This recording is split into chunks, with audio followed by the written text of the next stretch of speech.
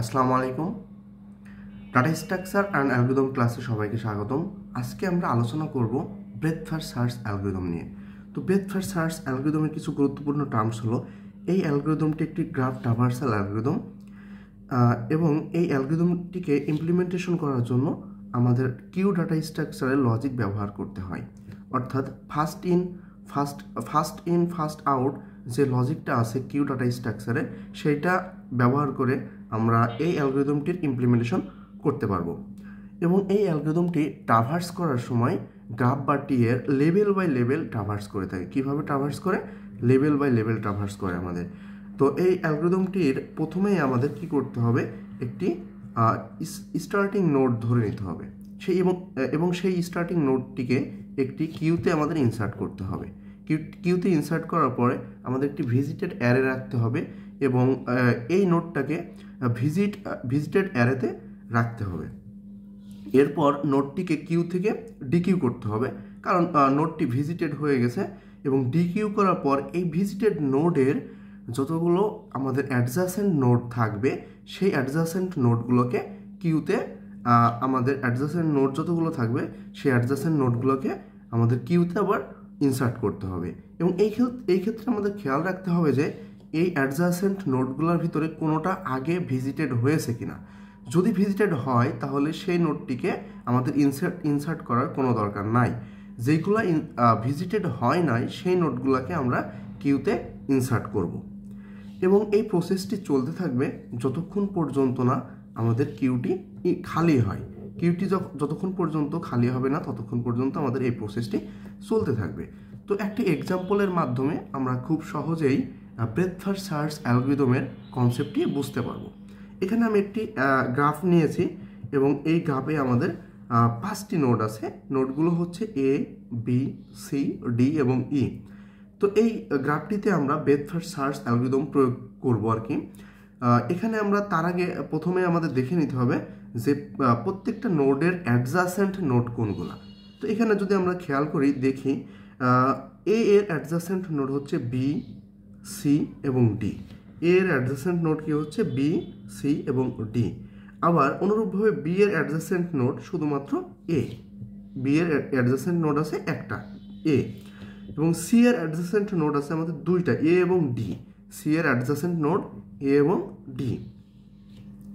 D এর adjacent node আছে কয়টা? তিনটা, এ, সি এবং ই। এ, সি এবং ই, এই তিনটা আমাদের ডি এর অ্যাডজাসেন্ট নোড। এবং ই এর অ্যাডজাসেন্ট নোড আছে শুধুমাত্র একটা, সেটা হচ্ছে ডি। তো অ্যাডজাসেন্ট নোড যদি আমরা জানতে পারি বা বুঝতে পারি, সেই ক্ষেত্রে আমরা খুব সহজেই এই অ্যালগরিদমটি প্রয়োগ করতে পারবো বা ইউজ করতে পারবো। এখানে আমাদের প্রথমেই ভিজিটেড অ্যারে নিতে হবে। তো ভিজিটেড অ্যারে আমি নিয়ে নিচ্ছি, ভিজিটেড অ্যারে। তো এই ভিজিটেড অ্যারেতে ভিজিটেড ডাটাগুলোকে রাখতে হবে। এখানে যেহেতু আমাদের 5টা নোড আছে, সেহেতু আমি 5টা অ্যারে সাইজ 5 নেব। 1, 5। তো এখানে আমাদের কিউ নিতে হবে। কিউ যদি নিই এবং আমাদের একটা নোড, যে কোনো একটা নোড থেকে শুরু করতে হবে। আমরা ধরে নিলাম আমাদের স্টার্টিং নোড হচ্ছে এ, স্টার্ট।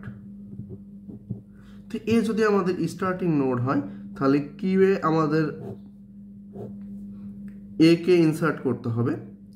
আমাদের যেটা রুল ছিল, এ কে আমাদের কিউয়ে ইনসার্ট করতে হবে। ইনসার্ট করার পরে এইটা আমার ভিজিটেড অ্যারেতেও থাকবে, ভিজিটেড হয়ে যাচ্ছে যেহেতু। এ ভিজিটেড অ্যারেতে রাখলাম। এরপরে আমাদের দেখতে হবে কি করতে হবে, কিউ থেকে এ কে ডিকিউ করতে হবে। কিউ থেকে এ কে আমাদের ডিকিউ করতে হবে। ডিকিউ করে দিলাম। ডিকিউ করার পরে আমাদের দেখতে হবে এই ভিজিটেড নোডটার অ্যাডজাসেন্ট নোড কোনগুলা। আমাদের ভিজিটেড নোডটার অ্যাডজাসেন্ট নোড আছে বি, সি, ডি। আমরা এখানে যে কোনো অর্ডারে কিউতে রাখতে পারি। আমরা বি, সি, ডি এভাবে রাখতে পারি, সি, বি, ডি এভাবেও রাখতে পারি। আবার আমরা ডি কে প্রথমে রাখতে পারি, ডি, সি, বি এভাবেও রাখতে পারি। এটা আমাদের ইচ্ছা আর কি, এখানে সমস্যা নাই। তো এক্ষেত্রে আমরা বি, সি, ডি এই ফরম্যাটে যদি রাখি, বি, সি, ডি। এখন আমাদের বি কে ভিজিট করতে হবে, যেহেতু বি আছে আমাদের এ এর পরে, তাহলে ভিজিটেড অ্যারেতে আমাদের বি কে নিয়ে আসতে হবে। এবং বি এর এখন আমাদের কি কাজ, বি কে ডিকিউ করতে হবে, বি কে ডিকিউ করলাম এবং বি এর যে অ্যাডজাসেন্ট নোডগুলো আছে সেইগুলো আমাদের কিউতে ইনসার্ট করতে হবে। এখন আমাদের বি এর অ্যাডজাসেন্ট নোড আছে শুধুমাত্র এ, এবং আমাদের একটা জিনিস আমরা দেখতে পাচ্ছি, এ আমাদের আগেই ভিজিট হয়ে গেছে। তো এ যদি ভিজিট হয়ে যায় তাহলে আমাদের নতুন করে এ কে তো আর কিউতে ইনসার্ট করার কোনো প্রয়োজন নাই। তাহলে আমরা পরের নোডে চলে যাব। পরের নোড আছে কি সি কে আমাদের ডিকিউ করতে হবে এবং সি কে আমাদের ভিজিটেড অ্যারেতে রাখতে হবে, সি কে আমাদের ভিজিটেড অ্যারেতে রাখতে হবে। তো সি কে ভিজিটেড অ্যারেতে রাখার পরে সি এর অ্যাডজাসেন্ট নোড কোনগুলো আছে সেগুলো দেখতে হবে। অ্যাডজাসেন্ট নোড আছে আমাদের সি এর হচ্ছে ডি এবং এ, এর ভিতরে আমাদের এটা অলরেডি ভিজিটেড, তাহলে এ কে তো নতুন করে কিউতে ইনসার্ট করার কোনো প্রয়োজন নাই। কিন্তু ডি আমাদের যেহেতু ভিজিটেড, ডিও আমাদের অলরেডি কিউতে ইনসার্ট অবস্থায় আছে, তাহলে সি এর অ্যাডজাসেন্ট নোড যে দুইটা আছে এ এবং ডি কোনোটাই আমাদের কিউতে ইনসার্ট করার প্রয়োজন নাই। এখন এরপরে আমরা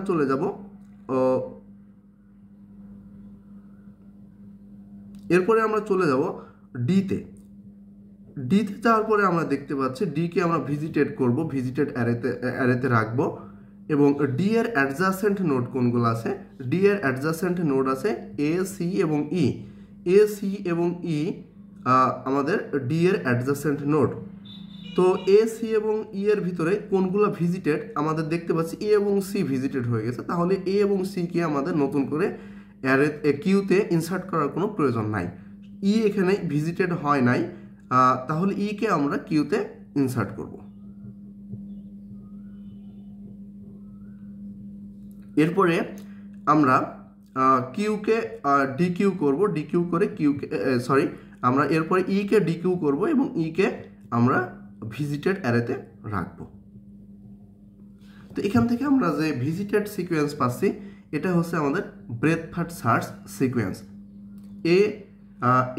এর পরে বি কে ভিজিট করতেছে, বি এর পরে সি, সি এর পরে ডি এবং এরপরে ই কে ভিজিট করতেছে। এটাই আমাদের ব্রেথ ফার্স্ট সার্চ অ্যালগরিদমের রেজাল্ট।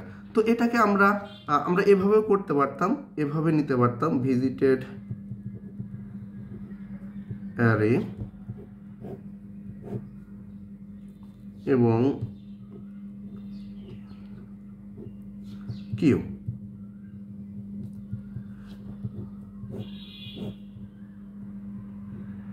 একে প্রথমে আমরা ভিজিট করলাম এবং একে ডিকিউ করলাম, এবং একে আমরা ভিজিটেড অ্যারেতে রাখলাম। এরপর এর অ্যাডজাসেন্ট যে নোটগুলো আছে আমরা বি সি ডি এভাবে না লিখে আমরা লিখতে পারতাম সি ডি বি, এভাবেও নিতে পারতাম। সেক্ষেত্রে আমাদের সিকোয়েন্সটা আলাদা আসবে, অর্থাৎ আমাদের আউটপুট যে রেজাল্ট সেটা আলাদা আসবে। এক্ষেত্রে আমরা পরবর্তীতে ভিজিট করতেছি কাকে বা ডিকিউ করতেছি কাকে, সি কে, এবং সি এর অ্যাডজাসেন্ট নোড আছে এ এবং ডি। এ এবং ডি এর ভিতরে অলরেডি এ ভিজিটেড এবং ডিও আমাদের ইনসার্ট অবস্থায় আছে কিউতে, সো নতুন করে ইনসার্ট করার কোনো প্রয়োজন নাই। এরপরে পরবর্তীতে আমরা ডি কে ডিকিউ করব এবং ভিজিটেড অ্যারেতে রাখবো ডি কে, এবং ডি এর যে অ্যাডজাসেন্ট নোডগুলো আছে আমরা দেখব এ সি এবং ই অ্যাডজাসেন্ট নোড, এর ভিতরে এ সি অলরেডি ভিজিটেড এবং ইটা ভিজিটেড হয় নাই, এজন্য আমরা ইটাকে কিউতে ইনসার্ট করব।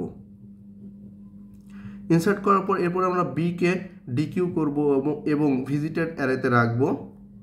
রাখার পরে বি এর আমাদের অ্যাডজাসেন্ট নোড আছে শুধুমাত্র এ, যেটা অলরেডি ভিজিটেড, এজন্য আমাদের নতুন করে ইনসার্ট করার প্রয়োজন নাই। এরপরে আমরা ই কে ডিকিউ করব এবং ভিজিট করব। তো এই ক্ষেত্রে আমাদের দেখুন আসলে দুই রকম সিকোয়েন্স দেখা যাচ্ছে, একটা হচ্ছে A B C D E এবং আরেকটা হচ্ছে A C D B E. তো এই ক্ষেত্রে দুইটা সিকোয়েন্সই আসলে ঠিক আছে, এখানে কোনো ভুল নাই। তো এরপরে আশা করি আর কোনো সমস্যা নাই বুঝতে, ব্রেথ ফার্স্ট সার্চ অ্যালগরিদমটা আমরা ভালোভাবে বুঝতে পারছি। তো এরপরে আমরা এর কমপ্লেক্সিটিটা একটু দেখে নেব। কমপ্লেক্সিটি আমাদের টাইম কমপ্লেক্সিটি আছে ব্রেথ ফার্স্ট সার্চের big O V plus E. তো এখানে ভি হচ্ছে নাম্বার অফ ভার্টেক্স বা নাম্বার অফ নোড এবং ই হচ্ছে নাম্বার অফ এজ। এবং স্পেস কমপ্লেক্সিটি হচ্ছে বিগ ও ভি, এখানে ভি হচ্ছে নাম্বার অফ নোডস।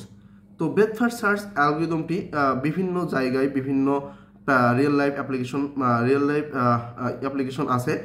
তার মধ্যে কিছু অ্যাপ্লিকেশন হলো, এটা হচ্ছে জিপিএস নেভিগেশনে ব্যবহার করা হয়। জিপিএস নেভিগেশনে আমাদের ব্রেথ ফার্স্ট সার্চ অ্যালগরিদম ব্যবহার করা হয় এবং পথ ফাইন্ডিং অ্যালগরিদম হিসাবে ব্রেথ ফার্স্ট সার্চ অ্যালগরিদমটিকে ব্যবহার করা হয়। এতক্ষণ সাথে থাকার জন্য সবাইকে ধন্যবাদ।